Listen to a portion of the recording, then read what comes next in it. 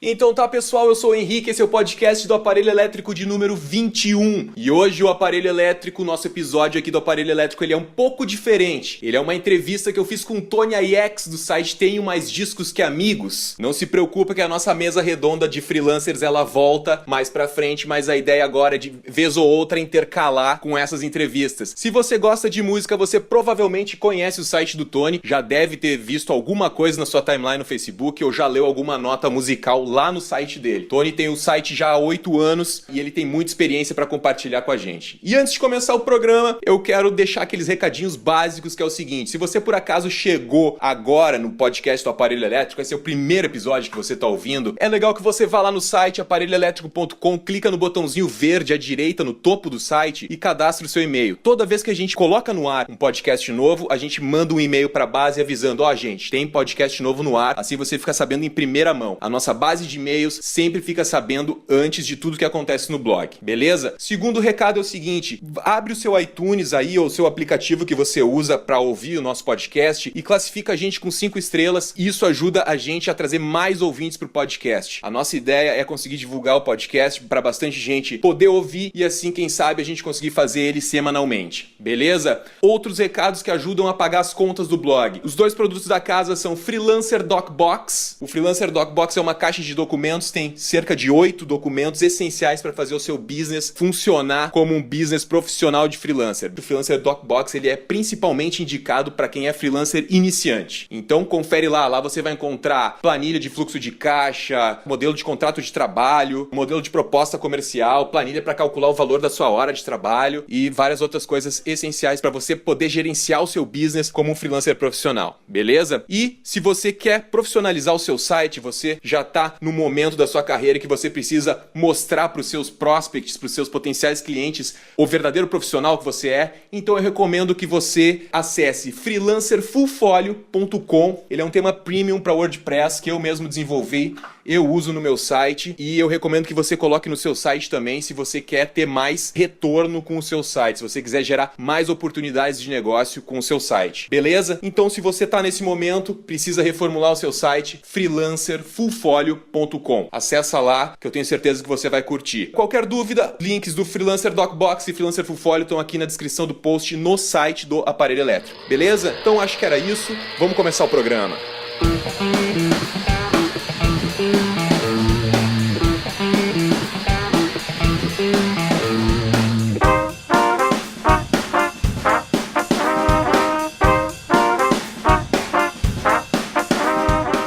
Entre 2009 e 2014, 5 anos, eu não conseguia me sustentar com o site, cara.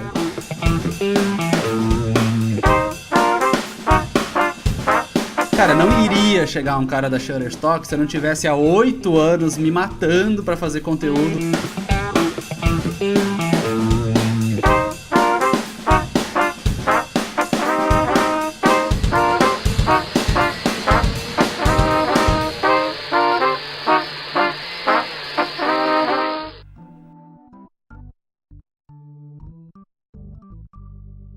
Então tá, pessoal, começando o episódio número 21 aqui do podcast do Aparelho Elétrico. E hoje eu tô conversando sobre negócios e produção de conteúdo na área da música com o criador do site Tenho Mais Discos Que Amigos, Tony Aiex. E aí, Tony, tudo bom, cara? Tudo bem, cara. É um prazer, obrigado pelo convite. Vamos falar bastante sobre música, sobre conteúdo na internet, sobre como remunerar esse conteúdo, enfim. O que você tiver de pergunta aí, vai ser um prazer responder. Legal, cara. Já agradeço aí a tua disponibilidade aí para conversar com a gente, por chegar aqui nas nossas humildes instalações do Aparelho Elétrico. Como é que começou, cara, o Tenho Mais Discos Que Amigos? Eu Tenho Mais Discos em 2009, então são 8 anos, em junho agora vai fazer 8 anos de site. Eu comecei dentro de um outro portal bem pequeno, assim, era um nicho dentro do punk rock. Eu cresci ouvindo muito punk rock, eu tinha banda de punk rock, era muito direcionado a bandas do estilo, e tinha um portal que se chamava Bubblegum Attack, que era um portal sobre Bubblegum, que é um subgênero dentro do punk rock. comecei com uma coluna lá, e em um mês eu percebi que a coluna tava rendendo mais que o site, sabe? Tipo, tava tendo uma resposta mais positiva e tal. E eu falei, opa, acho que esse negócio pode dar certo. Então, logo de cara, assim, deu um mês, eu escrevi, sei lá, acho que umas 4 matérias e pensei, cara, ó, eu vou fazer um site próprio. E minhas motivações principais foram 2, assim. A primeira, super pessoal. Eu tava passando por uma fase difícil, eu não gostava do que eu fazia. Eu sou formado em tecnologia informática, trabalhei como programador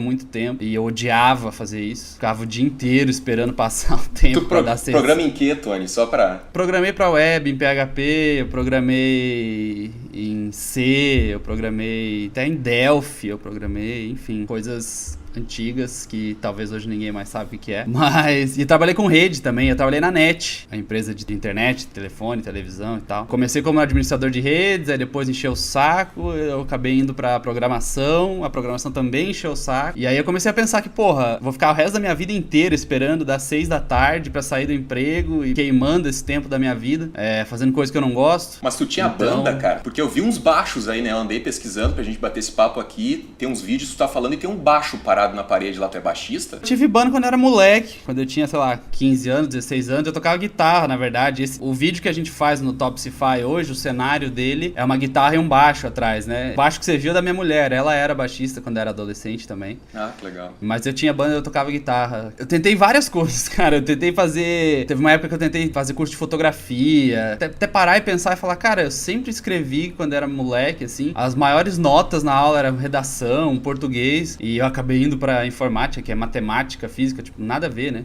Mas enfim, decisões que a gente tem que fazer com 17 anos de idade. E aí eu parei pra pensar e falei, porra, eu vou escrever sobre música, gosto pra caramba. E nessa época o ressurgimento do vinil tava muito grande, assim, muito forte. E eu importava muito vinil. Tinha muita coisa saindo lá fora, tanto de banda nova quanto banda antiga. Então o Tenho Mais Discos começou como um blog pra falar de vinil. Tirava foto, fazia resenha, mostrava e tal. E isso me satisfazia muito e dava retorno. E aí o segundo fator que eu tava falando antes, que não é pessoal, é um fator que eu percebi que, cara, tinha um buraco enorme no jornalismo musical brasileiro, assim, sabe? A gente tinha os grandes portais, então você tinha lá a parte de música do UOL, a parte de música do Terra, a parte de música da Globo, sei lá, e que eles só falam das bandas grandes e do que tá na moda, etc. Ou você tinha os blogs muito de nicho, extremamente específicos. Você tinha os blogs só de punk, você tinha os blogs só de música alternativa, você tinha os blogs só de metal, e eu nunca fui muito disso, apesar de ter crescido no punk, eu sempre ouvi muita coisa diferente, assim. E eu senti que tinha esse buraco e faltava alguém preencher esse espaço com notícias que não fossem específicas de nicho. Tanto que, desde o começo, eu nunca quis colocar um gênero musical no nome do site, né? Como tem alguns sites, por exemplo, tem um que eu acessava muito que era Punknet. Quando você coloca um estilo no nome, você já fica preso àquilo. Depois, pra você abrir o leque, é mais difícil. Então, eu nunca quis colocar um gênero musical no nome do site por causa disso. E aí, quando eu comecei a fazer essa transição de blog que fala sobre discos pra um site de notícias mesmo, a coisa foi crescendo muito rapidamente, assim. Foi aí que nasceu o Tenho Mais Discos, 8 anos atrás. Pô, 8 anos, cara. E eu imagino que essa transição aí de blog pra site de notícias deve ter sido bem punk, né, cara? Porque notícia pra tu tem que ficar monitorando sites gringos, né? Eu não sei como é que faz, ou tu recebe alguma coisa de assessoria de imprensa de banda, porque essa é uma loucura, né, cara? Eu vi em outra entrevista aqui que tu comentou que tu trabalha das 9 às 10 da noite, porque tu fica monitorando tudo, não pode perder a pauta, né, cara? É isso aí. E assim, contextualizando, o site começou em 2009, na metade de 2009, e 2010, primeiro semestre, eu já tava nessa pegada, só que eu tinha o site, mas ao mesmo tempo eu trabalhava e eu fazia uma segunda faculdade. Meu dia comum era acordar às 7 da manhã, ir pro trabalho, entrar às 8, ficar no trabalho até às 6, ir pra faculdade, ficar até às 10 da noite. E aí eu tinha tempo pra trabalhar no site, sei lá, entre as 10 e meia da noite até 2 da manhã. Dormia, sei lá, 4, 5 horas por noite nesse período, justamente por causa disso. Primeiro, eu tinha pouco tempo pra escrever. Segundo, porque eu tinha que ficar ligado em tudo que acontecia. Quando eu finalmente tinha tempo pra escrever, já tinha acontecido muita coisa. Então eu tinha que correr e escrever várias, né, em sequência, assim, pra não perder o time. E foram 3 anos assim, até 2013, foi nesse ritmo frenético. Fiquei doente algumas vezes, fui parar no hospital algumas vezes, porque dormia 4 horas por noite e comia, tipo, sei lá, macarrão de micro-ondas, sabe? E até que em 2013 eu chegou num nível que a gente tava tendo, sei lá, 3.000 visitas por dia, e eu pensei, cara, ou eu vou arriscar tudo agora e vejo se dá certo, ou eu nunca vou saber se isso vai dar certo, vou continuar odiando meu trabalho e isso aqui vai ser um hobby eternamente. Então em 2013 eu decidi que largar tudo, vendi meu carro, era a única coisa que eu tinha, e me mudei. Eu morava em Florianópolis nessa época, e bem nessa época eu conheci a minha esposa. Ela morava no interior do Paraná, e numa cidade chamada Francisco Beltrão. Eu conheci ela nessa época e eu me mudei pra cá também, porque eu já tava com esse plano de que, cara, eu não faço a mínima ideia do quanto vai render esse meu negócio, porque não existem cases pra você estudar, né? Hoje tu tá em Florianópolis. Não, Francisco Beltrão, no Paraná. Desde 2013. O custo de vida em Florianópolis é parecido com São Paulo, por exemplo. É absurdamente alto e eu tinha certeza de que se eu arriscasse dali, e eu não precisava estar ali. Estar em Florianópolis não era nenhum ponto positivo, não era nenhuma vantagem pra mim. Não por Florianópolis. A não ser São Paulo, estar em qualquer outra cidade, pra mim, tanto faz. Eu só precisava do computador e internet. Então já tava na minha cabeça que eu ia me mudar pra uma cidade interior. Meu pai mora em Foz do Iguaçu, que é aqui no Paraná também.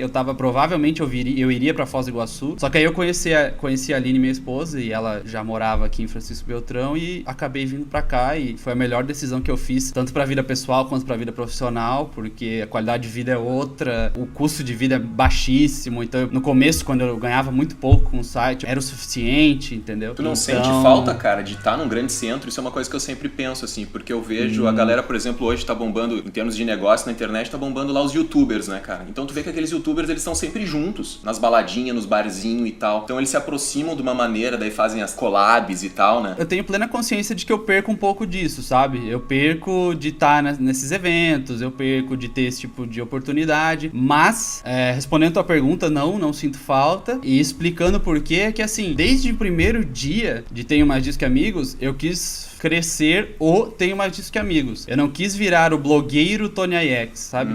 O blogueiro de música Tony IX. Não, eu nunca tive essa intenção. Hoje eu faço vídeos no YouTube como um projeto do Topsify Brasil, que é uma plataforma muito bacana, que tem mais gente trabalhando, mas eu não me vejo como um youtuber, eu me vejo como um braço do Tenho Mais Disso, me vejo como um apresentador de um vídeo. Então eu nunca quis fazer o Tony IX ser um blogueiro conhecido. Eu sempre quis fazer o Tenho Mais Disso ser um site conhecido, ser um site respeitado, ser um site de conteúdo, entendeu? Sim. Então, assim, por mais que eu perca, como o Tenho Mais Discos hoje virou uma referência de música, e eu trabalhei muito pra isso, e deu certo, eu não me arrependo não, pra ser sincero. Quando eu preciso ir pra São Paulo, eu vou pra São Paulo, eu vou agora, final do mês, pra lá, uma semana antes do Lollapalooza, vou encontrar o pessoal e tal. As pessoas com quem eu tenho trabalhado e feito colaborações e criado projetos, todas são espetaculares nesse sentido, e todas muito geração internet, assim, sabem que realmente não é necessário estar nos lugares. Eu trabalho com gente do Rio, eu trabalho com gente de Brasília, eu trabalho com gente do interior de São Paulo. Então, assim, não faz falta, sinceramente. E estar num centro, numa cidade menor, foi fundamental por isso, porque havia grandes chances de eu me frustrar de uma forma gigantesca se eu tivesse num grande centro, com um grande custo de vida, tendo que levar o site,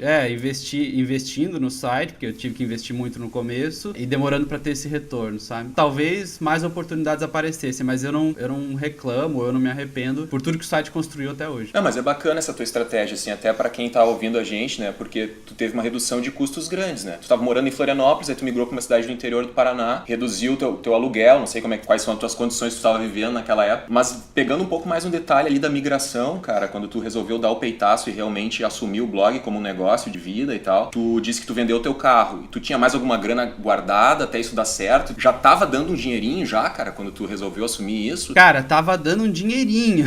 E esse dinheirinho vinha do quê? De AdSense? Um pouco de AdSense e coisas que eu conseguia fechar. A banda ia lançar um disco novo, a gente botava um banner lá. Que tipo de banda nessa época, cara? Só pra entender assim um pouco, qual que era a realidade? Que tipo de banda? Tu lembra de alguma da época que tu fez parceria, assim? Cara, eu não vou lembrar nome, mas era banda independente, principalmente, que podia investir pouco, então o investimento era pequeno, o montante era baixo. Sim. Mas, assim, como eu ainda tinha salário, etc., beleza, eu tava começando a fazer pra ter um pouco de mídia. Nessa época eu ainda não tinha relacionamento com grandes gravadoras, e as grandes gravadoras investem em divulgação de discos, através de banner, mídia, principalmente banner e mídia, né, troca de background, por exemplo, tal, que hoje em dia eu tenho, e são grandes parceiras, mas nessa época eu não tinha. Então era isso, cara, era, sabe, assim, pra colocar em números, era, sei lá, tinha mês que eu ganhava R$300, tinha mês que eu não ganhava nada. E isso ficou por um tempo, assim, tipo... Isso 2013, quase 4 anos depois de eu ter fundado o site. Então, quer dizer, se eu se eu tivesse desanimado e desistido, já teria tempo suficiente pra desistir, né? Tem gente que desiste muito mais rápido. Então, nesse meio tempo, eu fui me segurando com o salário que eu ganhava na empresa que eu trabalhava. Quando eu decidi desistir do trabalho e me focar no blog, a única coisa que eu tinha realmente era um carro popular, que o dinheiro coube numa caixa de sapato. Então, não tinha muita coisa, não. Mas, assim, o sucesso se deve principalmente às decisões que eu tomei nessa época com a cabeça fria, assim, sabe? Sair de um lugar onde eu gastava demais. Por exemplo, o aluguel em Florianópolis, médio, pra você conseguir um lugar razoável, é perto de R$1.000. Aqui, quando eu me mudei, eu pagava 550 sem condomínio, sabe? Condomínio não era cobrado, sabe? Caiu pela metade o custo. E aí, claro, quando eu comecei, logo que eu me mudei pra cá e que eu falei, não, vou decidir, eu conversei com uma pessoa do Rio de Janeiro que topou ser o meu braço no Rio de Janeiro pra vender coisas lá. Então, nessa época, a gente começou a ter relacionamento com gravadoras, porque todas elas ficam no Rio de Janeiro. E aí ele ia na porta das gravadoras, batia, vamos fazer.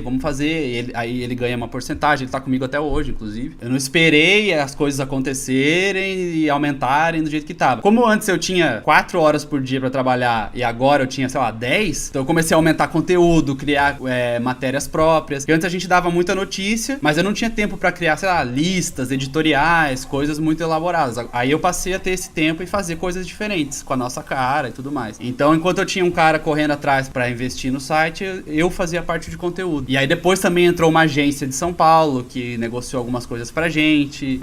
Hoje tem uma agência de Porto Alegre também que negocia coisas pra gente. Então, assim, eu tô aqui, eu tô produzindo conteúdo, eu tô dar essas visitas todas e tem esses braços espalhados que estão negociando e adquirindo negócios pra gente. É óbvio que se eu tivesse aqui sem ter essas pessoas, também não daria certo. Elas são fundamentais pro negócio. E me diz uma coisa ali, eu percebi que tu tem uma parceria com o R7, né? A parceria da R7 surgiu, inclusive, nessa época da agência de São Paulo. Eles tinham vários blogs agenciados, eles acabaram fechando um grande pacote com a R7, né? E acabou ficando. Isso foi, acho que 2013, 2014. A gente já passou por outros 2 portais. A gente já passou pelo Pop, que era um portal paranaense, e depois a gente foi pro Vírgula, era Vírgula Wall, né? Depois disso apareceu o R7, a gente tá no R7 até hoje. A gente tem uma parceria onde eles hospedam o site, tem uma parte comercial também. Ah, o teu site tá hospedado no R7. Tem um servidor dedicado dentro do R7. Porque eu ia te perguntar, às vezes, de repente, pode acontecer do R7 colocar alguma chamada tua na capa deles lá? Sim, também. A gente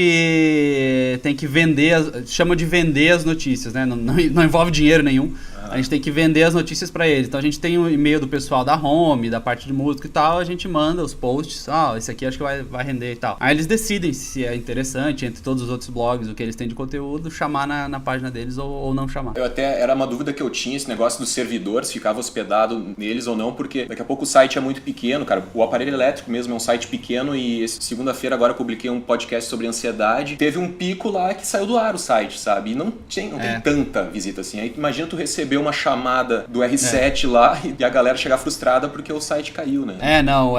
Isso é fundamental. A gente tá num nível já que não dá pra ter esse tipo de coisa, né? Tipo, já não tem como a gente jogar uma matéria no Facebook, que tem lá quase 240 mil seguidores, e o site cair, sabe? A parceria da R7 é importante por causa disso. Eles têm servidor dedicado, equipe de tecnologia trabalhando em cima. Muito legal nesse sentido. No início tu teve problema com o servidor, assim, cara? Tipo, de ficar migrando e às vezes eu penso, eu preciso de um servidor mais forte. Só que eu não quero ter esse custo fixo mensal, porque eventualmente são picos, né? Não é todo dia essa galera entrando lá e o servidor caindo. São picos, quando tem um conteúdo muito interessante. Então tu assumir um custo fixo de um servidor é complicado, né? Então, assim, no começo eu hospedava em serviços de hosting comerciais por aí. Tinha esse custo mensal. No começo era barato. Você conseguia pegar planos por, sei lá, R$30 por mês, esse tipo de coisa. Aí logo que eu comecei a ter essas parcerias, eu comecei a ter o site nos servidores deles, assim, porque era uma parte importante pra parceria, porque não faria muito sentido ter a barra do provedor lá, ou enfim, tá rendendo tráfego pra ele e ter que arcar com custo e ter que ficar correndo atrás de servidor, etc. Meu caso específico, eu paguei por um bom tempo, depois hospedei em outros lugares. Acho que mesmo sendo só o pico, vale a pena você pagar um valor mensal. Há planos bem baratos que vão dar conta disso aí. Vai diluir, sei lá, se teu limite é um limite de acesso, acesso, por exemplo, vai acabar diluindo no que você tem mensal. E se teu limite é um limite de memória, acho que vale configurar para que o servidor não caia quando esse tipo de pico aconteça. Então, não é muito caro e é o tipo da coisa assim, um paralelo que eu sempre traço, que eu sempre tracei desde o começo e que eu vi quando comecei a escrever, é que tem muita banda que quer dar certo sem investir no negócio dela, que é a banda. Então, assim, a banda vai lá, grava um EP, grava um negócio, põe o mínimo de dinheiro que pode, mas não quer gastar com divulgação, não quer gastar, às vezes, pra empatar com um show que ela vai ganhar um cachê, mas vai ter que pagar o deslocamento, enfim. É investimento, não adianta. Música é investimento. As bandas que deram certo sempre tiveram investimento. Se não foi delas, foi de uma gravadora. Eu sempre via muitas bandas que tinham um potencial fodido, mas não investiam. Então, tipo, eu tava lá naquele sonho ainda de um belo dia aparecer um dono de gravadora e lançar. E isso já não acontece pelo menos há uns 7 anos.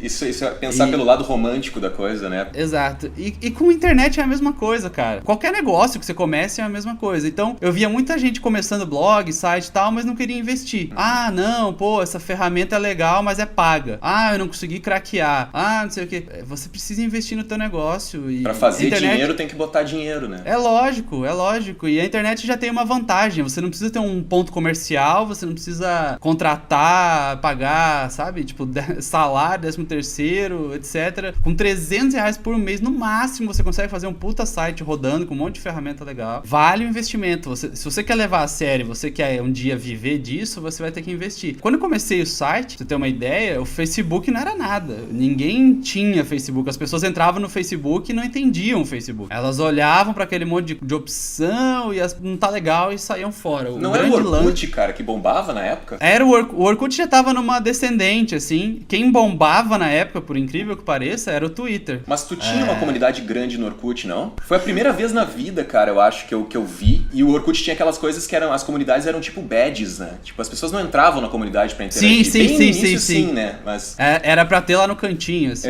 Tipo, eu tenho mais discos que amigos. Era como se fosse uma característica tua, né? Aquela banda Cansei de Ser Sexy se deu muito bem, muito por causa disso. As pessoas iam lá e gostavam e ficavam no canto. Cansei de Ser Sexy. Pois é, o badgezinho. Não sabia dessa. Legal. Mas a gente já pegou muito no final, assim. Tá, eu vou ser sincero, cara, eu não lembro. Não lembra disso?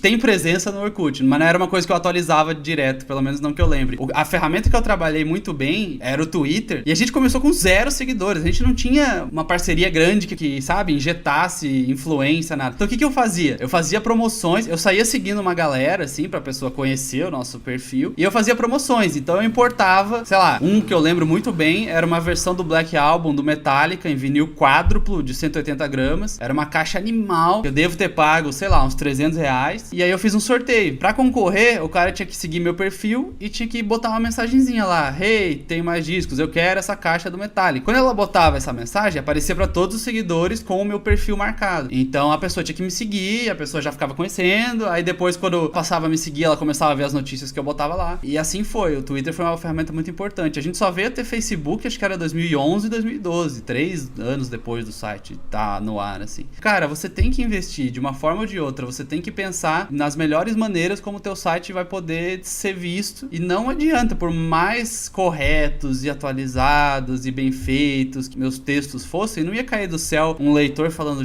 nossa, cara, que foda, esse site é muito bom, e distribuir pra 1000 pessoas, sabe? Por muito tempo eu tive prejuízo. É o normal com qualquer empresa, com qualquer negócio, né? Por muito tempo eu tive prejuízo. Eu investia, eu botava grana e não retornava essa grana. Mas tudo bem, porque era uma época onde eu sabia que eu tinha que conciliar as duas coisas, que o meu trabalho ia ter que bancar o site. E ok, eu tava ciente disso, eu não me desesperei, eu não pensei que jamais ia dar certo. E aí quando eu tive o ponto de virada ali, eu pensei, tá, ok, agora eu não tenho salário, eu preciso remunerar. Como é que é hoje, cara? Hoje tu foi lá, tu escreveu um post. Qual que é a primeira plataforma onde tu pensa em jogar esse post, assim? Se você tá ouvindo esse podcast no futuro, ó, lembrando aqui, ó, os números do Tenho Mais Discos Que Amigos eram mais ou menos esses aqui, ó, 232 mil fãs no Facebook, 540 mil no Google+, 54 mil no Twitter e 16 mil no Instagram, 4.600 no YouTube também. Cara, me chamou a atenção que aqui, ó, o teu Google+ é muito grande, né? Tipo, seria lá o primeiro lugar onde é que tu joga a notícia? Não. O Google+, cara, a gente fez uma parceria com o Google uma época, então a gente apareceu em destaque em canais de música deles e tal. Quando o Google+ entrou no Brasil, eles pegaram alguns nomes e fizeram parcerias próximas, assim. Não foi uma coisa tipo, eu criei a conta sem ninguém saber. Eu já tinha conta, na real, mas aí eles falaram, não, Tony, vamos trabalhar legal e tal. E é por isso que esse alto número. Hoje em dia, voltando um pouco, eu acabei não respondendo tua pergunta antes, que você falou, eu vi que você falou em outra entrevista que você trabalha das 9 às 10 e tal. A minha rotina é essa, eu acordo um pouco mais tarde, tipo 9 horas por aí, e eu começo a trabalhar 9h30, até porque as coisas que acontecem, principalmente nos Estados Unidos, ainda estão tipo 5 da manhã, 6 da manhã, dependendo se é horário de verão, Los Angeles tá 6 horas atrás da gente, então tem muito disso. Eu acordo, vejo as notícias, eu organizo meus feeds, eu devo ler uns 40, 50 feeds por dia de sites internacionais e nacionais. Além disso, eu recebo material de assessoria de imprensa também, tanto lá de fora quanto daqui. Faço uma leitura boa disso tudo, aí eu seleciono o que eu acho que faz sentido passar pro meu público, que eles já gostam ou que eles vão passar a gostar, que eles não conhecem ainda, que isso é uma parte muito legal, eu gosto de fazer essa curadoria. Eu não falo só sobre o que eu gosto, longe disso. Não faria nenhum sentido fazer uma coleção pessoal do que eu gosto no site, eu acho que seria muito errado da minha parte. E aí, além disso, eu trabalho com as mídias sociais também. Então, assim, eu faço produção de conteúdo, eu faço revisão, a gente tem um time de colaboradores no site, depois dá pra falar melhor disso. Eu faço revisão dos posts deles e eu faço redes sociais também. O primeiro lugar onde entra, na real, ainda é o Twitter, porque o Twitter é uma ferramenta que permite que você eu coloco 3 vezes por dia a notícia. Então, do mesmo jeito que você tem o jornal na TV lá que passa de manhã, no almoço e à noite, a gente tem um tweet de manhã, de tarde e uma noite da matéria. Isso é automático, cara? Eu agendo para 3 horários do dia. Tem uma ferramenta chamada Hootsuite que eu uso para fazer esse tipo de coisa. Inclusive, ela custa incríveis $4,99 por mês. E aí depois é o Facebook, né? O que dá mais visita, sem dúvida, de longe, é o Facebook. Mas a gente sabe que o Facebook é uma ferramenta difícil de trabalhar, né? Toda hora tá mudando o algoritmo, você tem que pensar muito bem no que você vai postar, que horário você vai postar. Então, por exemplo, as notícias quando saem no site, elas demoram um pouquinho para entrar no Facebook. Quanto elas demoram? Depende. Tem notícia que vai demorar meia hora, tem notícia que se for muito urgente eu posto na hora e mato a notícia anterior, paciência. Tem notícia que vai entrar 3 dias depois, porque ela é atemporal e não tem problema eu postar 3 dias depois. Eu tenho tudo organizado em planilhas, agendas de horário, o que o conteúdo já foi pro ar, o que ainda não foi, o que vai, o que é melhor botar no fim de semana, que o acesso principal é mobile, por aí vai. É um pouco complexo, assim, mas é um negócio que eu já peguei o jeito e vai meio no automático aqui. É tudo no braço, é tudo agendamento eu que faço. Então, cada notícia tem um fluxo de 3 posts no Twitter e um post no Facebook. E tu não tem base de e-mails, cara? Cara, eu já tive base de e-mails, mas e-mail é uma coisa que não funciona. E-mail pode funcionar muito bem pra, por exemplo, loja. De repente dispara um e-mail a cada 15 dias e mostra nova coleção. Aí já tem o link traqueado, etc. Notícia, cara, a maioria das pessoas reportavam como spam ou se descadastravam da lista. A taxa de cliques era baixíssima e isso era um serviço pago, né? Por exemplo, o Hootsuite, que é a ferramenta fundamental pro meu trabalho, eu pago $5. É um serviço de e-mail legal, que tem uma base legal de mais de 10 mil e-mails, que é o que eu tinha e tal, eu gastava R$150 por mês, sabe? Que tu tinha o MailChimp? Era o MailChimp, Sim, cara, eu acho que eu tava pagando quase R$300. Exato.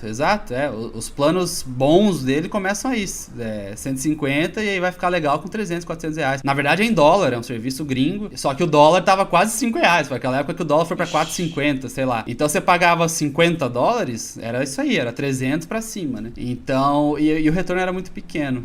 Pra mim, pro meu negócio, base de e-mails não funciona, mas entendo que deve ter um monte de negócio que se utiliza disso e deve ter retorno. Sim, pra mim, cara, no meu caso, que é um conteúdo mais, que não são pautas quentes, né? Eu preciso muito, cara, do MailChimp, porque daí eu já tenho uma sequência de e-mails e tal, então é importante até deixar isso aí claro, que a gente não tá desvalorizando o MailChimp, né? É uma ferramenta que serve. Não, jamais.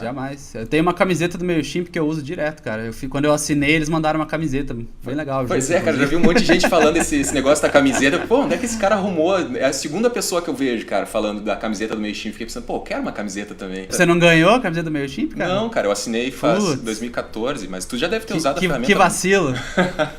Manda um e-mail pra eles, fala que eu vou tirar uma foto e fala que você quer uma igual. Cara, já usei muito a camiseta do MailChimp, ela é bem legal. Enfim, é uma puta empresa, cara. A linguagem deles é muito legal, ela é muito despojada, assim, quando dá erro eles fazem piada. É uma puta empresa. Pro meu negócio não vale a pena. Pro teu, ninguém vai ficar, sei lá, no Twitter do podcast olhando quando sai um episódio novo. Agora, quando o cara recebe na caixa de entrada, temos um episódio novo, o cara vai lá e ouve na hora, né? Então, são modelos de negócio diferentes, mas eu acho uma baita ferramenta. Tu tava falando antes dos colaboradores, cara, a gente pode falar um pouquinho mais como é que tu lida com isso. Tu é o cara, eu acho que produz mais conteúdo ali, né? Tem algumas outras pessoas que te ajudam e essas pessoas são voluntários, né? Elas não estão na tua folha de pagamento, né? Isso, eu sou o cara que mais produz o conteúdo no site, eu devo fazer 60% do conteúdo, às vezes até 70%, dependendo de como tá a equipe. E esses colaboradores são voluntários, eu não teria como pagá-los todos, não tem modelo de negócio que faça sentido, infelizmente, e friso isso, infelizmente, porque seria ótimo. Todas as vezes que eu pensei em ter um modelo de negócio parecido, vieram notícias, por exemplo, a redação de tal revista de música demite 70% da folha, sabe? Sei de muita gente que trabalhou também em veículos assim e que trabalhava em condições tipo, cara, você vai ficar 3 meses e você vai ter que sair, porque eu não posso te contratar, sabe? E eu nunca quis isso, então eu prefiro que a pessoa entre no esquema colaborador e saiba que, cara,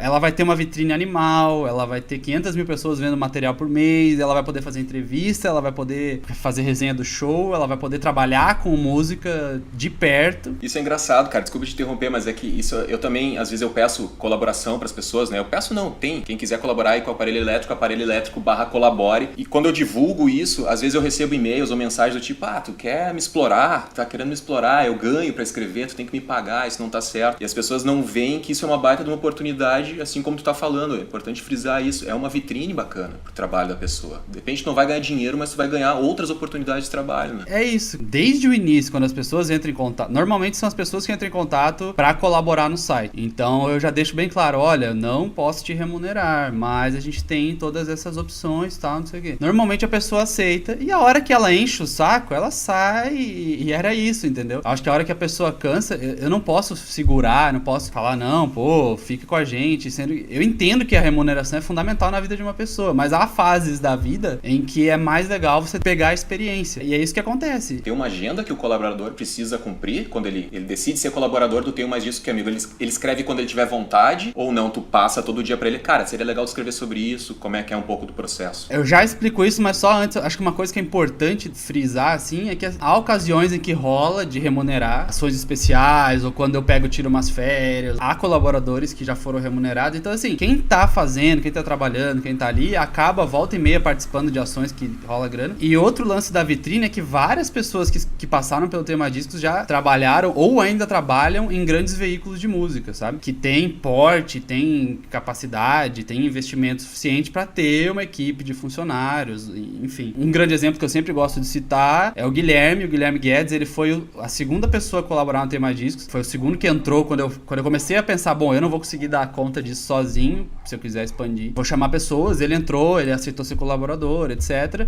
E hoje ele tá no Multishow e no Canal Bis. E ele foi pro Multishow porque um dia ele tava numa entrevista coletiva do Lollapalooza, cobrindo pelo Tenho Mais Discos Que Amigos, calhou de ter alguém do Multishow ali, eles conversaram, foi dando certo, e ele tá lá há bastante tempo. Ele é um cara que eu gosto muito, respeito muito, ele tá com a gente até hoje. Ele tem um blog no Tenho Mais Discos chamado Faixa Título, tmd.qa/faixa título. A gente tá inserido no meio e tem jeitos e tem maneiras e tem gente que vai acabar trabalhando com isso, se inscrever com a gente, se colaborar, etc.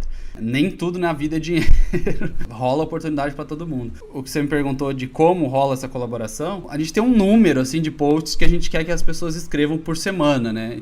Eu não chego pras pessoas e falo assim, tem que escrever hoje, você vai ter que escrever isso, você vai ter que fazer aquilo. A gente tem um arquivo de pautas que a gente compartilha com toda a equipe. A pessoa vai lá, escolhe uma pauta com a qual ela mais se identifica, e ela vai lá, reserva essa pauta pra ela, faz e deixa pra eu revisar e subir o post. Então a gente tem um número que é também pra pessoa não ficar, 3 semanas sem postar, daí ela vai lá, faz alguma coisa e tal. Então, como tem esse número, ela fica meio que, eu tenho essa obrigação, entre aspas, de fazer. Aí ela não se desliga do site. É uma motivação pra que ela continue fazendo e tal. O dia que a pessoa quer, ela posta. A pauta que ela quer, ela pega. Se ela tiver uma sugestão, chegar de fora pra mim e falar, queria fazer uma lista sobre isso, um editorial sobre isso, uma entrevista sobre isso, tem toda a liberdade do mundo. Eu nunca bloqueei uma matéria. ele. Como é que rolou o lance aquele do Green Day, cara? Não sei se vem bem com isso que tu tá falando aí, porque tem uma entrevista com o baixista do Green Day no YouTube, né? Que foi uma menina, acho que o nome dela é Camila, que fez com o baixista lá nos Estados Unidos, né? Foge um pouco, mas assim, é legal porque é de uma coisa que a gente já falou. O Green Day tá na Warner, que é uma gravadora que tem presença aqui, e aí a gente conseguiu via Warner essa entrevista. E a Camila é uma conhecida minha, que virou amiga depois disso tudo. Ela era muito amiga de um cara que era muito amigo meu, que eu conheci por causa do site. Quando precisou de alguém em Los Angeles, na verdade a entrevista foi em São Francisco, seria em Los Angeles, acabou mudando, enfim. E eu fui perguntar pra ele se ele conhecia alguém lá, porque eu sei que ele tá lá direto e tal. Ela foi, fez, deu super certo, a entrevista foi ótima. E inclusive a gente agora, essa semana, fez outra com o Linkin Park, foi a Camila que fez de novo. E é um pouco disso porque assim, ela foi nesse esquema de colaboradora, apresentei a oportunidade pra ela falou que super topava fazer. Quando ela precisou ir pra São Francisco, teve todos os gastos pra lá pagos. Ela mora em Los Angeles. E essa do Linkin Park foi em Los Angeles.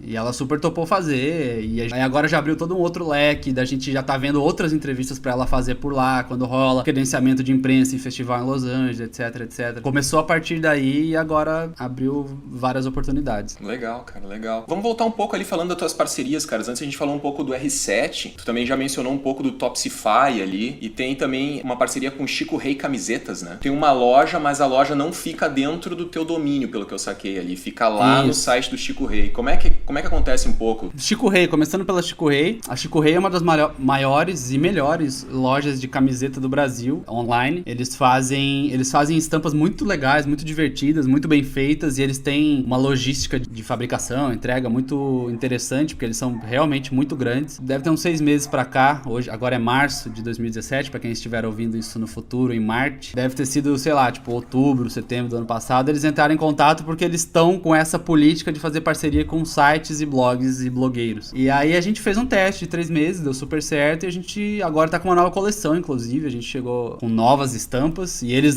aumentaram muito o leque de produtos também. Eles têm agora, antes era só camiseta, agora tem capinha de celular, almofada, sketchbook, caneca, eles que produzem as artes e mandam pra ti aprovar? Eu dou as ideias das artes, eu falo, não, seria legal uma coisa nesse sentido, passo uma lista de frases. Por exemplo, agora tem uma estampa nova, que é uma xícara de café, aí no lugar do café é um vinil rodando, assim, e aí tem uma frase em cima, I love the sound of vinyl in the morning. Essa frase fui eu que mandei, e aí dei algumas ideias de como poderia ser, e eles piraram a partir da frase, foram parte criativa e tal, e surgiram com essa estampa. Eu aprovei, tudo é feito por eles e tudo fica com eles. Eles que têm o estoque, eles fazem sob demanda, na real, né? Eles que fazem a direção de arte, eles que fazem a criação em si, eles que fazem camiseta, eles que despacham. Então, quando as pessoas pedem camiseta pra mim, infelizmente, gente, eu não tenho camisetas. Elas ficam lá na Chico Rei, em Minas Gerais. E aí eu ganho uma porcentagem nas vendas, como royalties mesmo, né? Uhum. Mas o mais forte dessa parceria especificamente é consolidação da marca, né? Ter pessoas usando camisetas do site por aí. A gente fez agora uma remessa de 10 mil adesivos. Essa fui eu que fiz, eu que banquei por aqui.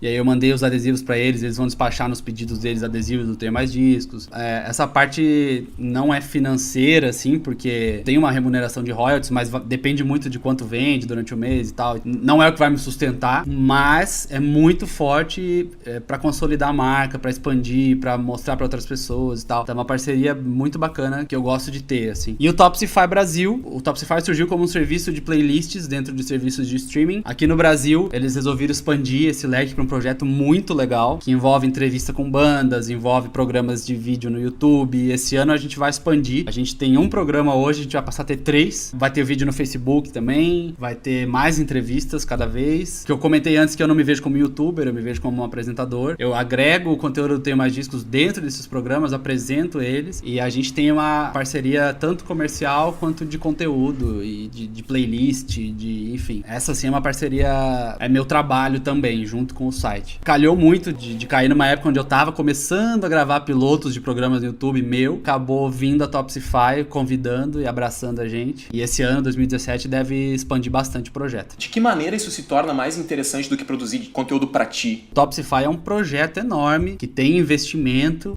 não é uma coisa esporádica, não é uma coisa de chamar, tem contrato de 1 ano, por exemplo. É um projeto muito bem estruturado, sabe? Financeiramente, ele é bem mais interessante tu produzir conteúdo pra eles do que produzir pra ti. Exato.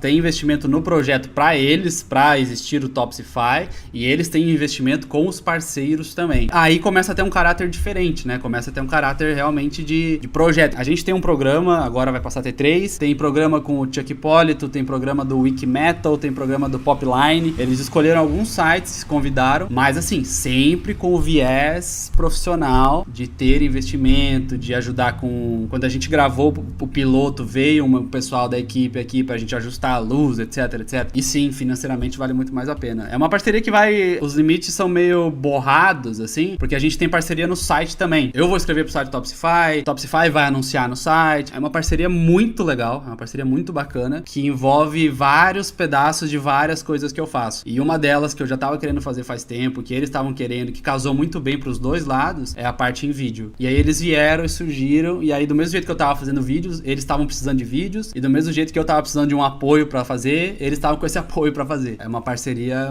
que eu prezo muito, assim. Como é que é na prática, cara? Eles foram aí pro interior do Paraná pra gravar um dos programas, pra te passar uma orientação, digamos assim, pra que depois tu consiga fazer sozinho, daí tu grava uma bruta e aí manda esse arquivo pra eles lá e eles editam. É isso.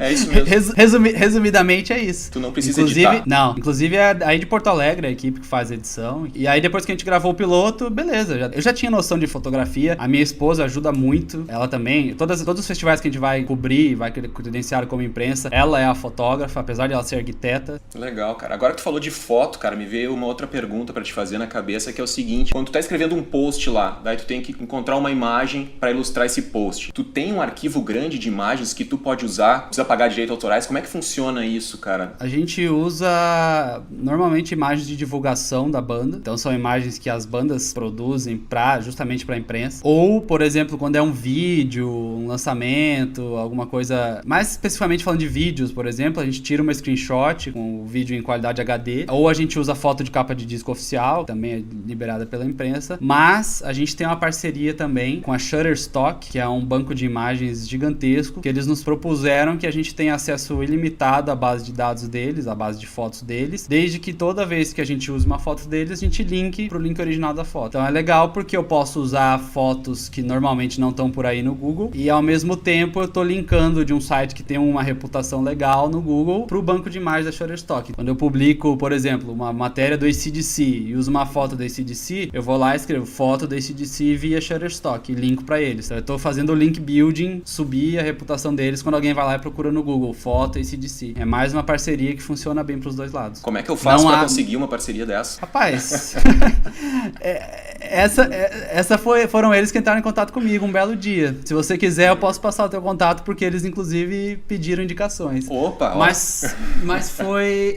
É de verdade. Foi um dia, um cara mandou um e-mail. É muito legal deixar claro. Porque a gente tava falando antes da banda ficar esperando o cara da gravadora chegar, né? Um belo dia chegou um cara da Shutterstock, me mandou um e-mail e tal. Cara, não iria chegar um cara da Shutterstock se eu não tivesse há 8 anos me matando pra fazer conteúdo pro site todo dia, toda hora. Enfim, trabalhando do jeito que eu tô trabalhando. Às vezes as pessoas acham que as coisas caem do céu, às vezes elas vêm de forma meio aleatória assim, mas cara, você precisa estar com uma base desgraçada atrás pra fazer dar certo, sabe? Outro paralelo que eu traço com bandas é, por exemplo, às vezes tem banda por aí que ganha um prêmio, que aparece na TV, que ganha um reality show, não sei o que, e cara, tem consistência zero atrás, sabe? A gente tem uma banda famosíssima recentemente no Brasil aí, que ganhou um reality show, e ela foi fabricada pro reality show. Hoje ela já tá com outra vocalista, e ninguém mais se lembra da banda. Tem bandas que ficaram em segundo, terceiro, quarto lugares, que elas já tinham uma base gigante, já tinham carreira, já tinham fã. Estão aí, fazendo show, organizando coisas e lançando discos, etc.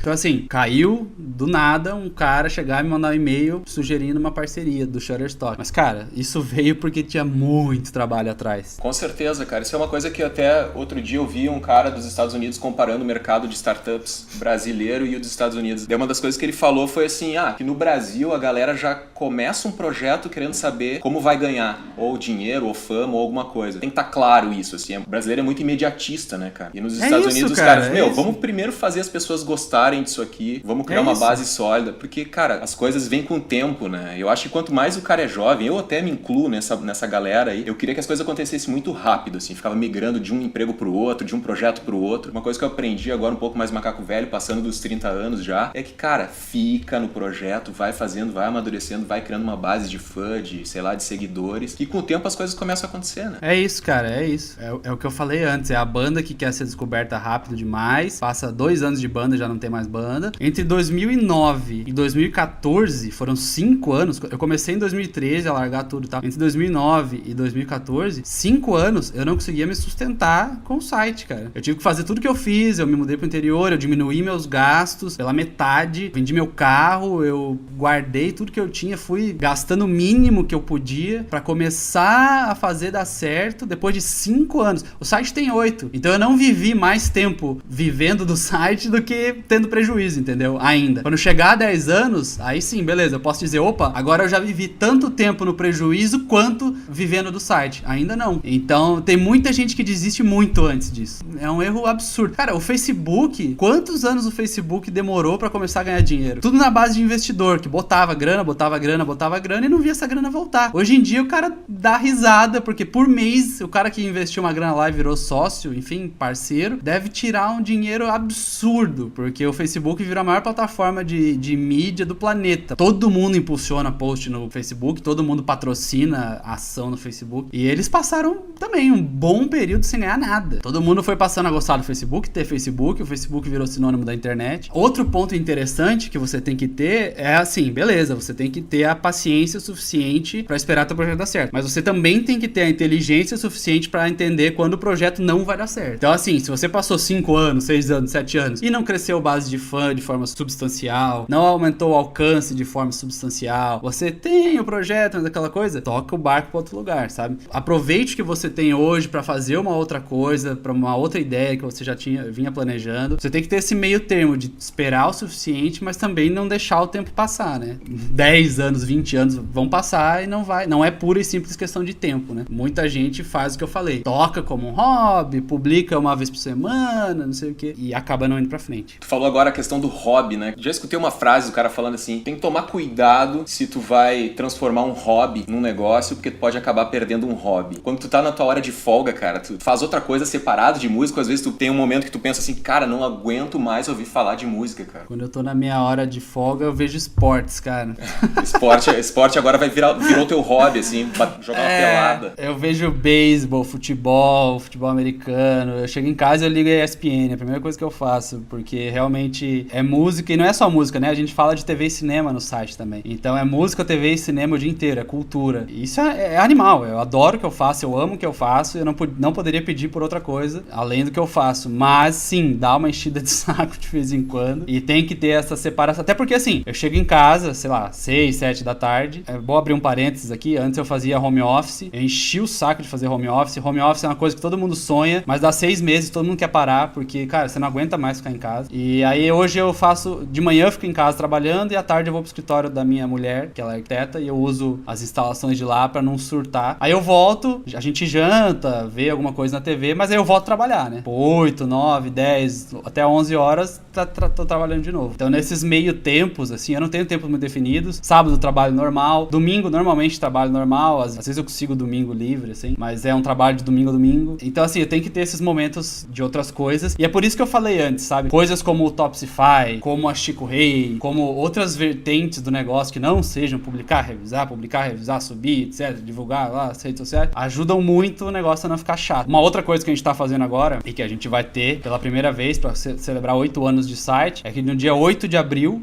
a gente vai fazer o nosso festival. O festival Tem Mais Disco que Amigos, vai acontecer em Brasília. E esse processo todo do festival, que tá rolando há mais de um ano, me ajudou muito também a não ficar de saco cheio do que eu faço. Então, porra, você pensar no line-up, na arte, no parceiro que vai tocar esse festival com você, e etc, etc, fugiu do escopo das coisas que eu vinha fazendo. Então, ano passado foi muito produtivo nesse sentido, porque eu tinha que gravar um vídeo do Topsify, eu tinha que fazer a pauta desse vídeo, aí depois eu tinha que conversar com o meu parceiro de festival sobre o que a gente ia trazer no festival. Foram coisas que ajudaram a clarear um pouco a cabeça. Rotina é rotina, não adianta, por mais que você faça o que você ama, a rotina uma hora pesa. Então, o lance é diversificar essa rotina. É bacana isso que tu falou, que tu sai um pouco do virtual, né, cara? Eu vi que quando vocês fizeram 5 anos de site, vocês lançaram uma cerveja, né? Isso é outra coisa fundamental também, cara. Nos últimos tempos eu fiz cada vez mais questão de sair do virtual. Agora vai ter o festival, em maio a gente vai ter um outro show que a gente vai participar. Não tá anunciado oficialmente, então não posso falar ainda, mas em breve será anunciado. E sim, quando a gente fez 5 anos, eu sou muito fã de cerveja artesanal. Na época eu não produzia, mas hoje em dia eu produzo cerveja artesanal. Ah, você tá produzindo, cara? Que massa. Sim, eu e minha esposa fazemos em casa cerveja de panela aqui. A gente tava produzindo 20 litros, agora vai aumentar pra 60, então tá dando certo. Tá, mas estão fazendo pra consumo próprio, ou é um business já? Por enquanto, consumo próprio. Quem sabe um dia vire business. Já batizaram essa cerveja, não? Não, ainda não. A gente faz uns rótulos de brincadeira de vez em quando, mas ainda oficial não. Bem nessa época, quando a gente fez 5 anos, foi 2014, tava muito na moda a cerveja de banda, né? Então o Raimundos lançou cerveja, o Iron Maiden lançou cerveja, o AC/DC lançou cerveja, o Motorhead lançou cerveja. Aí eu pensei, por que não lançar uma cerveja do site também, pra comemorar 5 anos? Aí eu entrei em contato com o pessoal da cervejaria Insana, que é uma cervejaria de Palmas. É uma cidade que aqui no Paraná, fica 2 horas de onde eu moro, e eles têm distribuição nacional. Eles são uma cerveja de alcance nacional, assim, artesanal, bem legal. Eles gostaram da ideia, compraram a ideia. E aí, nesse meio tempo, a gente também entrou em contato com o pessoal da Social Beers, que é uma plataforma de financiamento coletivo específica para cervejas. Então, eles fazem todo o esquema de financiamento coletivo que tem recompensa, etc. Eles acabaram entrando na jogada e aí ficou esses 3 pilares, né? Tem o Mais Discos, Social Beers e Cervejaria Insana. E aí, no final, deu tudo certo, acabou saindo o volume que a gente queria. A gente fez uma festa em São Paulo. No final do projeto acabou entrando um outro parceiro também, que foi a Deezer, que é um serviço de streaming. Compraram uma cota bem legal do financiamento coletivo. A gente acabou colocando o logotipo deles no rótulo também. E a gente lançou. Pra quem entende de cerveja, era uma Witbier, que é uma cerveja de trigo que vai casca de laranja e coentro. Tem uma cerveja famosíssima que é a Whole Garden, que é nesse mesmo estilo.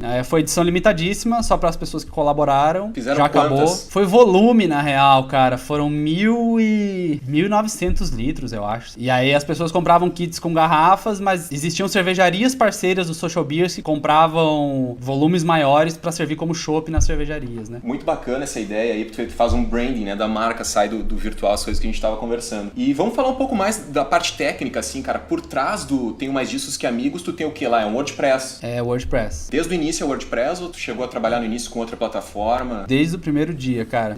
E é uma ferramenta espetacular, assim, maleável. A gente tem recursos profissionais. Eu pago tema, eu pago suporte, eu pago vários plugins, eu compro. E esses plugins, muitos não são baratos, você paga em dólar. Um programador pra instalar. Tu pode abrir pra gente quais plugins? Plugin de SEO é um que a gente usa e paga. Mais recentemente eu comprei um plugin que usa Ajax pra pré-carregar posts, né? Quando o usuário chega ao final do post, ele já carrega o post que foi publicado anteriormente a esse, então ele já aparece pro usuário logo embaixo. Por incrível que pareça, tem coisas muito baratas, tipo o Hootsuite, que é $5, mas essas coisas não são muito baratas. Então, nesse do Ajax, eu acho que eu gastei pelo menos uns $100, assim. Aí tem o programador também, que eu contratei pra ele instalar o tema, instalar o plugin, instalar, deixar do jeito que eu queria. Que apesar de eu ser programador, eu separo muito bem essas partes, eu não quero mexer com isso. Eu dou uns pitacos de como poderia funcionar e tal, mas mão na massa eu não quero fazer, porque se eu for misturar as coisas, aí eu vou tirar tempo de produção de texto, etc. Então eu contrato um programador pra fazer isso. Tu contrata o programador pontualmente ou ele faz parte da tua equipe mensal? Assim? É pontualmente. Ele acaba fazendo porque meio que envolve ciclos, assim, né? Tipo, atualizou o tema, instalou o tema. Então eu contrato ele e coisas que são recorrentes desse tema e dessa migração, ele vai resolvendo com o tempo. Não faz parte da equipe, não faria sentido. Ele, se fizesse parte da equipe, ele ia ficar o dia inteiro sem fazer nada. Ele tem um emprego dele e tal, e aí quando eu preciso eu vou lá, contrato, tal. Freelance mesmo. Há um investimento mensal considerável no site. Eu vivo dele, eu remunero a partir dele, usando AdSense, usando campanhas de parceiros, usando agências, usando etc. Mas há um investimento até no Facebook mesmo, né? Pra impulsionar certas matérias. O WordPress faz parte disso, como fazem outras tantas ferramentas que eu uso e que requerem investimento. É curioso que antes tu falou o seguinte, cara. Tu falou alguma coisa a respeito de que algumas pessoas, provavelmente a galera mais nova, considera o Facebook a internet. Cara, numa das entrevistas que eu tava vendo ali tuas, o cara tava se referindo ao Tenho Mais Discos Que Amigos como se fosse uma fanpage no Facebook. Como se o eixo central do projeto fosse a fanpage. Como é que tu vê isso, cara? Tu tem planos de atualizar o Tenho Mais Discos Que Amigos, fazer um outro site mais paulada, maior, com mais possibilidades? Ou, de repente, tu vê que não, o lance é ficar dentro do Facebook, investir no Facebook ou alguma outra plataforma? Cara, o Facebook é um braço importantíssimo do site. Eu uso o Facebook para negócios, que é o Facebook para empresas, para ter esse acesso sucesso, inclusive, eu tive que fazer uma grande campanha com eles. Aí eu tive suporte deles uma vez por semana, eles me ligavam pra mostrar como é que funcionava a plataforma, etc, etc. Acho que às vezes o Facebook peca porque ele deixa de entregar matérias que poderiam repercutir muito mais para que elas sejam impulsionadas. Por outro lado, acho que eles criaram um modelo de negócio deles que é impressionante. Eles se tornaram sinônimo de internet e agora estão monetizando e ganhando dinheiro deles em cima disso. Parabéns para eles, de verdade. Acho que foi uma sacada muito inteligente. Mas o Facebook é e sempre vai ser um braço do site. Assim como a gente tem o Twitter, assim como a gente vai voltar com o podcast, assim como a gente vai ter o festival, tem o Instagram, assim como a gente tem, sabe? Jamais vou fazer com que o Tenho Mais Discos seja uma fanpage de Facebook. Não faz sentido. Prezo pela liberdade editorial e pela maneira como eu conduzo as coisas, desde o design e o layout até o conteúdo. Gosto muito e uso muito o Facebook. Acho importantíssimo. Faz parte do negócio, mas nunca será 100%. Acho que não faria nenhum sentido. Vejo fanpages muito grandes no Facebook, muito grandes mesmo, de 2 milhões de curtidas pra cima, que tem dificuldades tremendas, por exemplo, em monetizar o seu público, sabe? Porque você depende do Facebook, não adianta. Então, às vezes, você posta uma foto bobinha lá, tipo, quem é melhor, AC/DC ou Rolling Stone? Sei lá,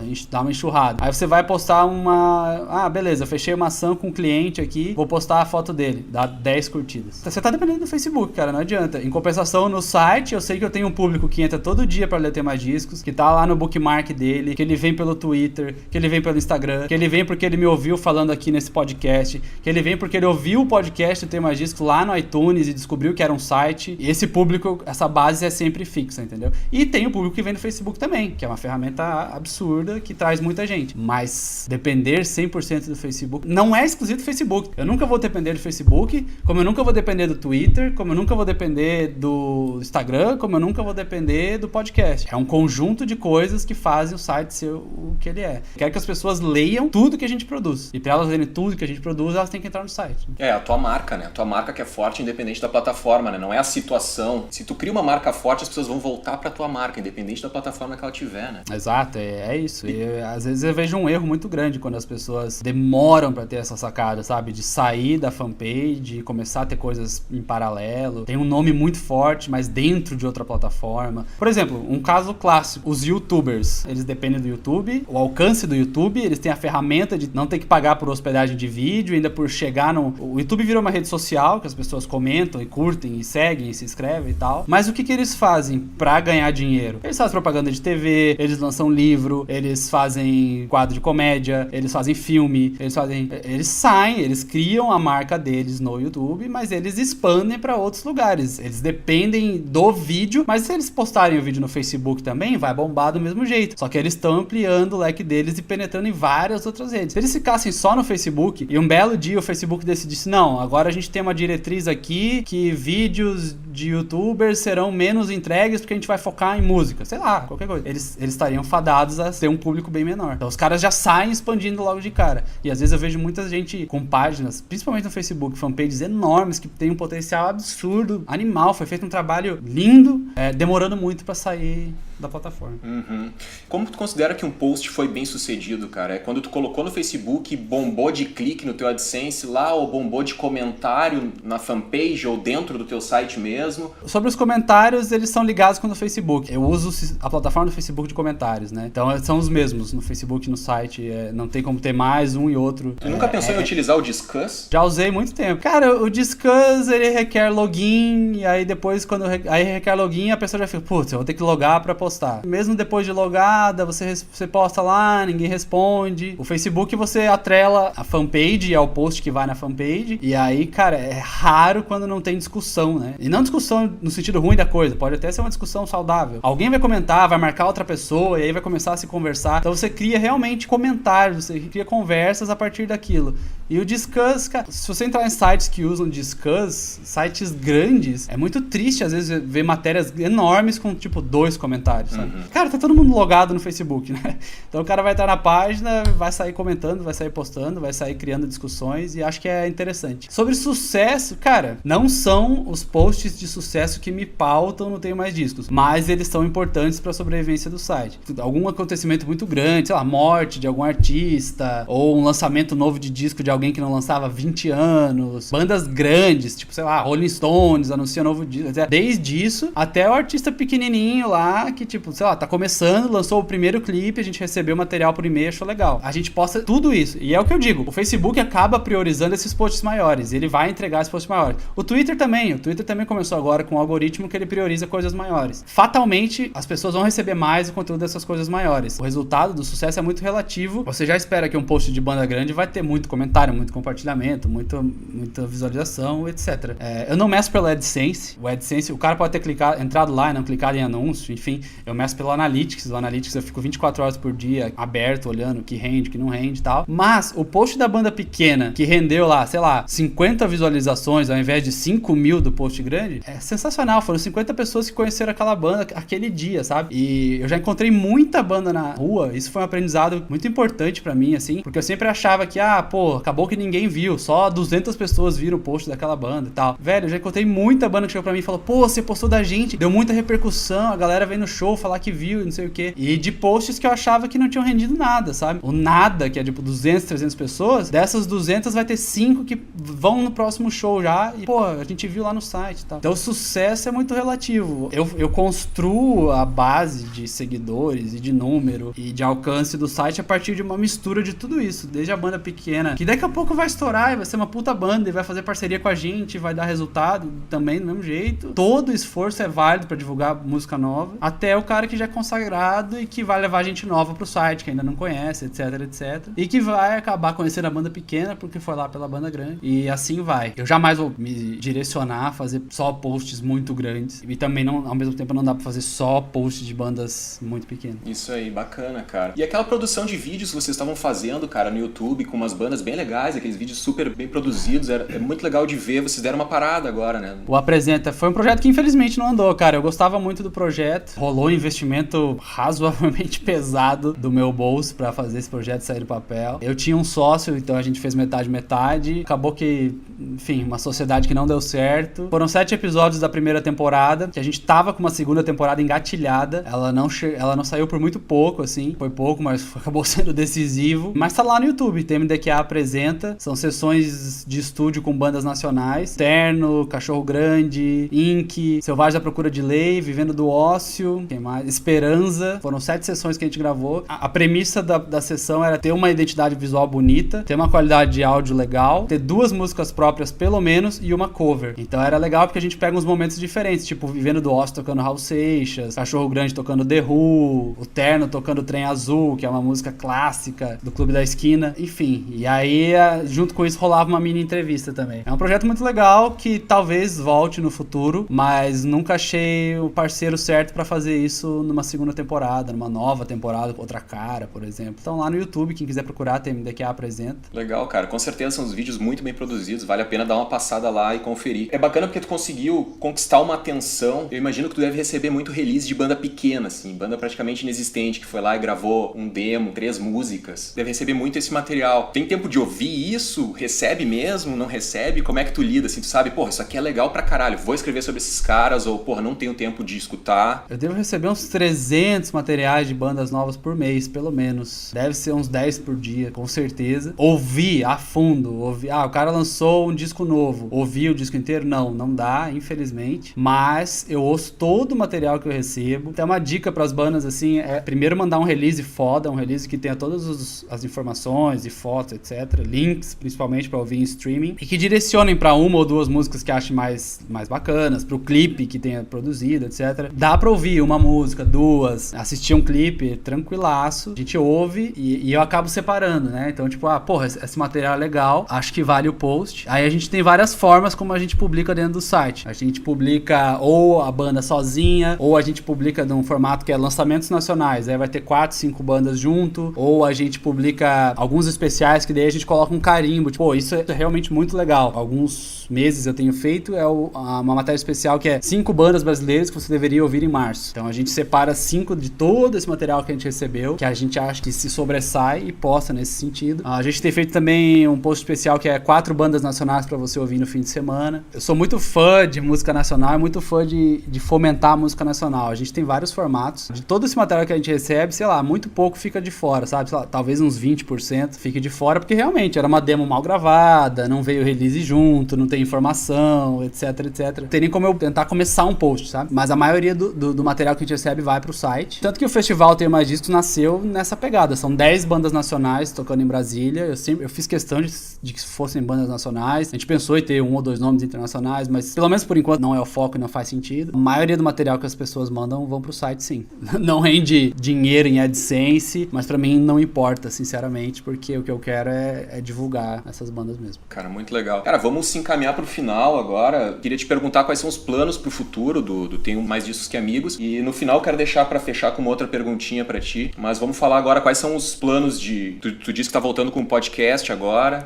2017 deve ser um ano bem movimentado, cara. Agora passou o carnaval, então começou, né? A gente vai voltar com o podcast, a gente já gravou um piloto. A gente deve gravar o primeiro episódio nos próximos dias. Acredito que em abril, metade de abril, a gente vai estar com o podcast de volta. A gente tem umas ideias muito legais do podcast, que eu vou manter em segredo por enquanto. Que se derem certo, vão expandir muito o leque do que a gente faz no podcast. A gente vai ter o festival, primeira edição do festival Tenho Mais Discos que Amigos em Brasília, 8 de abril. Vai tocar Baiana System, Super Combo, Scalene, Brasa, Francisco Alombre, Brunx e 4 bandas de Brasília, né? Lista de Lili, Midnight, Alarmes, Munchaco. São 10 bandas no total, a gente vai começar às 6 da tarde, vai até às 3 da manhã, vai ser no Estádio Nacional, que é um dos pontos turísticos de Brasília, vai ser bem massa e como eu disse antes, a gente tem alguns outros eventos e projetos planejados pra gente sair do virtual. A ideia é a gente expandir a marca pra fora da internet também esse ano. Além disso, outra coisa que eu falei também, o Topsify, era um programa, agora a gente vai ter 3, e o Topsify tá intimamente ligado à playlist do site, então a gente vai movimentar a playlist de novo também, em várias plataformas. A gente deve expandir o vídeo pro Facebook. Hoje o Topsify é só no YouTube. Entrevistas com bandas devem aumentar bastante também. O projeto do Temi daqui apresenta é um projeto que sempre tá no meu radar. Demanda dinheiro. É um custo bastante alto, assim. Eu não tenho como bancar sozinho. Então teria que ter um parceiro que tivesse disposto a investir. Ainda não rolou. É um programa legal nesse sentido, mas sempre tá no radar e é uma possibilidade também para 2017 ou 2018. Cara, todo ano a gente tá querendo fazer coisas novas, trazer coisas novas. O lance de TV e cinema a gente incorporou, tem 1 ano e meio, 2 anos, tem dado super certo, a resposta do público tem sido muito legal, então a gente sempre tá de olho no que o público gosta e acessa e que tem a ver com cultura, tentando expandir, que fique uma coisa natural e que ao mesmo tempo a gente saia do que a gente faz comumente, porque senão eu piro a cabeça aqui. Pontualmente são essas grandes novidades. 2018 a gente faz 9 anos, 2019 10 anos, então provavelmente se chegarmos aos 10 anos vivos e inteiros e intactos, eu vou querer fazer algo bem grande. Tem 3 anos pra pensar, mas é isso. Então, pessoal, fiquem ligados lá no tenhomaisdiscosqueamigos.com.br, né? .com ou .com.br ou, se quiser, tmd.qa. Os 3 funcionam. Cara, agora a última pergunta, a pergunta que não quer calar. Eu fiz esse podcast contigo, quis te chamar aqui só pra te fazer essa pergunta, cara. Quando volta o Oasis, cara?